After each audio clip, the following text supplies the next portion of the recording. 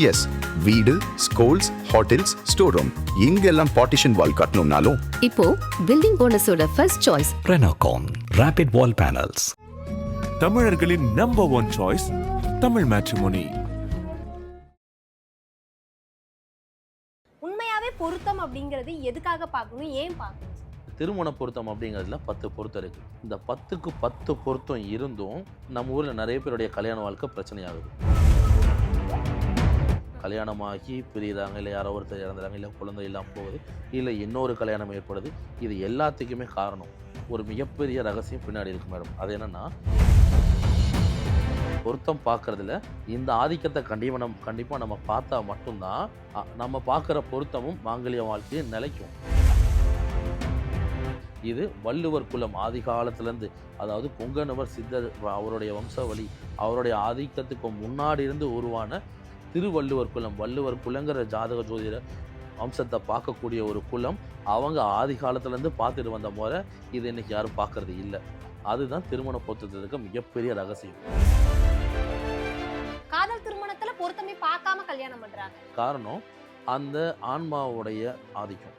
சொல்லப்போனால் அந்த உடல், ஒரு ஆண் பெண் கல்யாணம் பண்ணுறாங்கன்னா ஆணுடைய பூர்வீகம் முன் ஜென்மமும் சரி பூர்வ ஜென்மமும் சரி, இது ரெண்டும் சேர்ந்து தான் அந்த பெண்ணுடைய ஆதிக்கத்தை காப்பாற்றும்.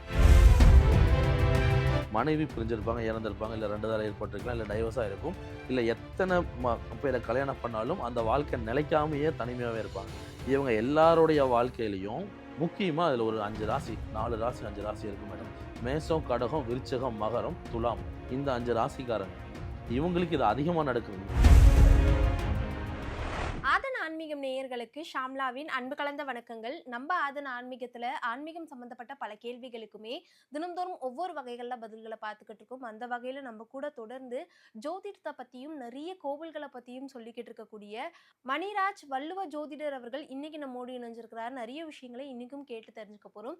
வணக்கம் சார். வணக்கம் மேடம். எப்படி இருக்கீங்க? நல்லா இருக்கு மேடம். தொடர்ந்து பல கோவில்களை பத்தியும் ஜோதிடத்தை பத்தியும் நம்ம நேயர்களுக்காக சொல்லிக்கிட்டு இருக்கீங்க. திருமணம் அப்படிங்கிற ஒரு விஷயம்னாலே எல்லாரும் முதல்ல சொல்றது பொருத்தம் பார்க்கணும் அப்படிங்கிறது. சில பேர் 6 பொருத்தம்னுவாங்க, சில பேர் 10 பொருத்தம், சில பேர் 30 பொருத்தம்னு கூட சொல்றாங்க. உண்மையாவே பொருத்தம் அப்படிங்கிறது எதுக்காக பார்க்கணும், ஏன் பார்க்கணும் சார்? மேடம், திருமண வாழ்க்கை, திருமண பொருத்தம் அப்படிங்கிறது ஆண் பெண் 2 பேருடைய திருமண வாழ்க்கை, மன வாழ்க்கையை தீர்மானிக்கும். நிறைய பேர் சொல்லுவாங்க பொருத்தம் பார்க்கறத விட மன பொருத்தம் 2 பேருடைய மனசு ஒத்து போனாலே பொருந்தும் அப்படின்னு நிறைய பேர் சொல்லுவாங்க. ஆனால் உண்மை என்னன்னா, திருமண பொருத்தம், மனம் அப்படிங்கிறது மனசை தான் குறிக்கும் இல்லையா? மனசு அப்படிங்கிற ஒரு ஆதிக்கம் முழுமையாக இருக்கிறனால தான் நம்ம மனிதர்கள் அப்படின்னு சொல்ல வரோம். இப்போது இந்த திருமண பொருத்தம் அப்படிங்கிறதுல 10 பொருத்தம் இருக்குது. இந்த 10க்கு 10 பொருத்தம் இருந்தும் நம்ம ஊரில் நிறைய பேருடைய கல்யாண வாழ்க்கை பிரச்சனையாகுது. கல்யாணமாகி பிரிகிறாங்க, இல்லை யாரோ ஒருத்தர் இறந்துறாங்க, இல்லை குழந்தை இல்லாமல் போகுது, இல்லை இன்னொரு கல்யாணம் ஏற்படுது. இது எல்லாத்துக்குமே காரணம் ஒரு மிகப்பெரிய ரகசியம் பின்னாடி இருக்குது மேடம். அது என்னென்னா, பிபதி ஷண்மானா அப்படின்னு 2 ஆதிக்கம் இருக்குது. இது ரெண்டுமே, பிபதி அப்படிங்கிறது பெண்ணை குறிக்கும், ஷண்மானாங்கிறது ஆணை குறிக்கும். இந்த 2 அம்சங்களை நம்ம இந்த பொருத்தத்தில் செக் பண்ணி பார்க்கணும். எப்படின்னா, இப்போது உதாரணத்துக்கு 2 நட்சத்திரம், அஸ்வினி நட்சத்திரத்துக்கும் ஒரு உத்தர நட்சத்திரத்துக்கும் எத்தனை பொருத்தம் வருது அப்படின்னு பார்த்தா ஒரு பொருத்தங்கள் வருதுன்னு வைங்களேன். இந்த பொருத்தங்கள் ஒரு 7 பொருத்தம், எத்தனையோ பொருத்தம் உதாரணத்துக்கு வருதுன்னா, பொருந்துகிற 7 பொருத்தத்துக்கும் அந்த ஆண் பெண்ணுடைய இரத்த ஆதிக்கம் எப்படி ஒத்து போகுதுன்னு பார்க்கணும். அந்த இரத்த ஆதிக்கத்தை சார்ந்து என்ன மாதிரியான கர்ம வினை பாவ புண்ணியம் இருக்குங்கிறத பார்க்கணும். அதாவது ஆணுடைய கர்ம வினை கர்மாங்கிறது என்ன, பெண்ணுடைய கர்மாங்கிறது என்ன. கர்ம வினை கர்மாங்கிறது பொது. இவன் ஏன் ஆணாக பிறந்தான், ஏன் பெண்ணாக பிறந்தான் அப்படிங்கிறது காரணம் அந்த கர்மா இல்லைங்களா? அந்த கர்மாவில் அவன் ஆணாக பிறந்ததுக்கு என்ன காரணங்கிறது எப்படி கண்டுபிடிக்க முடியும்னா, 13 விதமான சாபங்கள் இருக்குது. அந்த 13 விதமான சாபத்தில் என்ன ஆதிக்கத்தை சார்ந்து இந்த ஆண் கருவாய் பிறந்திருக்காரு, என்ன ஆதிக்கத்தை சார்ந்து இந்த பெண் கருவாய் பிறந்திருக்காங்க அப்படிங்கிறத பார்க்கணும். இதை அந்த குழந்தை தன்னோட தாய் வயிற்றில் கருவாகும் போதே அந்த குழந்தைக்கு விதிக்கப்பட்ட விதி, பிரம்ம சிஸ்திரம் அப்படின்னு அர்த்தம். அந்த ஆன்மாக்கு சம்மந்தப்பட்ட விதி என்னவோ அதை பார்க்கறது தான் பிபதி ஷண்மானா அப்படின்னு 2 அர்த்தம் மேடம்.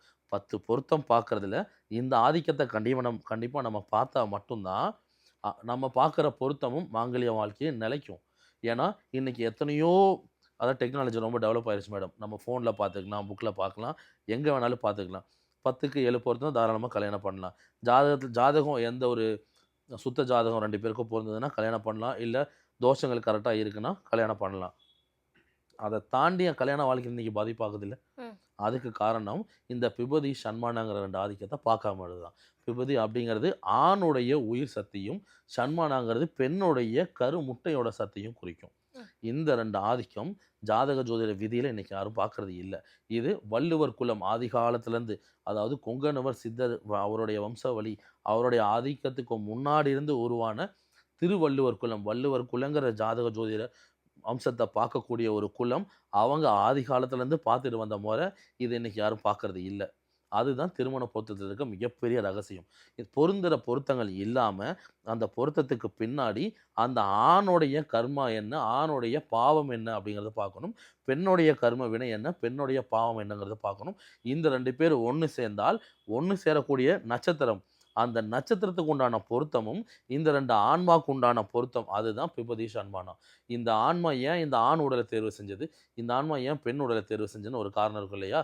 நம்ம ஆண் பெண் நம்மளுடைய உடல் அமைப்பை வச்சு சொல்கிறோம். நம்ம உடம்புக்கு உள்ளே இருக்க ஆன்மா ஆனா பெண்ணா? பதில் கிடையாதுல்ல மேடம். ஆனால் ஆணுடைய உடலை தேர்வு செஞ்சுருக்குன்னா அந்த ஆன்மா போன ஜென்மத்திலேயோ முன் ஜென்மத்திலேயோ ஏதோ செஞ்ச நல்லது கெட்டது தீர்மானிக்கப்படும் இல்லைங்களா.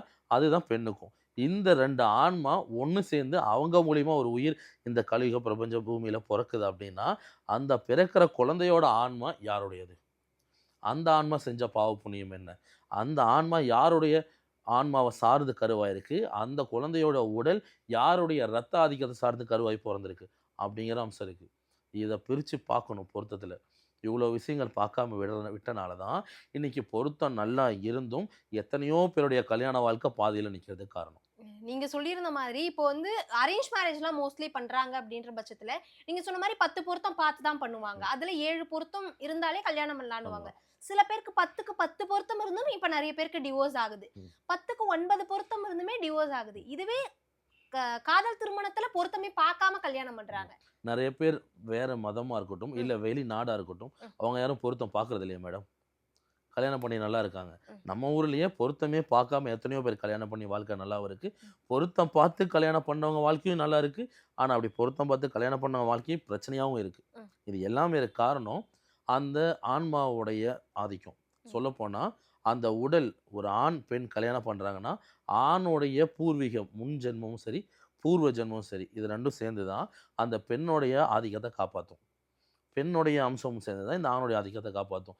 இது 2ம் எப்படி தீர்மானிக்கப்படுது அப்படின்னா இந்த திருமண பொருத்தத்துக்கு அந்த பெண்ணுடைய ஜாதகம், பெண்ணுடைய விதி தலையெழுத்து. அதுவும் பெண்களுக்கு 3 விதமான விதி இருக்குது. அதாவது ஒரு குழந்தை அம்மா வயிற்றில் கருவாகும் போது ரத்தம் வந்து சதையாக உடலாக மாறும். அந்த இடத்துல தான் ஆன்மா வந்து தங்கும். சரிங்களா. உயிர் அப்படிங்கிறது இங்கே தான் ஆரம்பிக்குது. எப்படின்னா ஒரு குழந்தையோடைய முதல் இதய துடிப்பு, அதுதான் உயிர். சரிங்களா. அந்த அமைப்பு ஏற்படுது இல்லையா, அதுக்கு பெயர் பிரம்மசிஸ்திரம். இது ஆன்மா வந்து தங்குற இடம். இந்த உடல் அப்படிங்கிறது வளர்ந்து தடவை அம்மா வயிற்றில் கை கால் அசைக்கும், அதுக்கு பெயர் ததம்.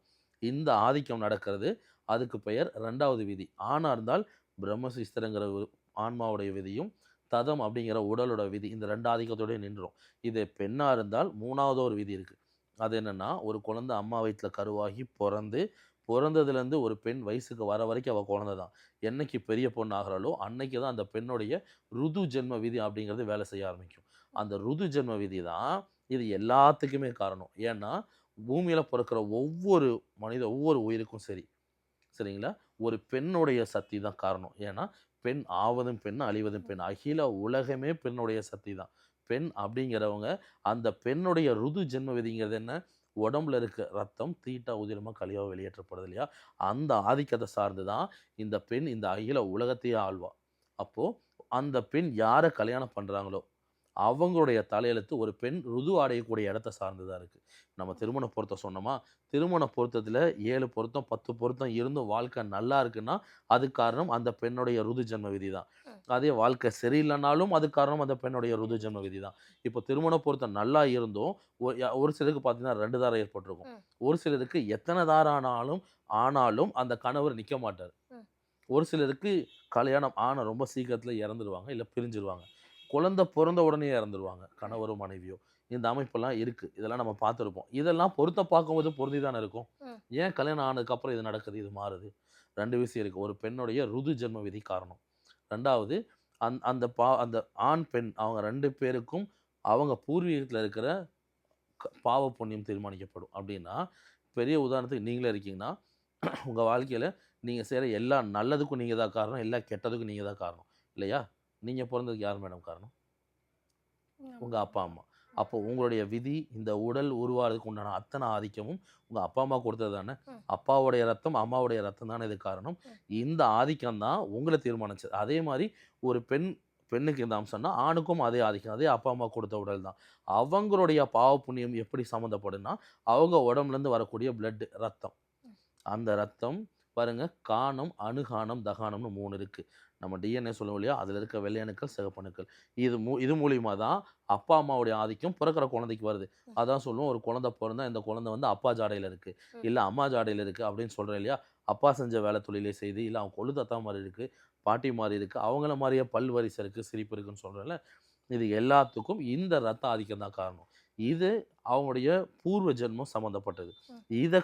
இதை முழுமையாக கண்டுபிடிக்கிறதுக்கு தேவை அந்த வீட்டில் இருக்க பெண்ணுடைய ருது ஜென்ம விதி. சரிங்களா? அந்த ருது ஜென்ம விதியும் முக்கியம் ஒருத்தருடைய திருமண பொருத்தம் பார்க்கறதுக்கு. அதை வச்சு அந்த பெண்ணுடைய பூர்வீகத்தையும் சொல்லலாம், அந்த பெண்ணுக்கு பிறக்க போகிற குழந்தையோட ஆதிக்கத்தையும் சொல்லலாம், பெண்ணுடைய கணவரோட அம்சத்தையும் சொல்லலாம்.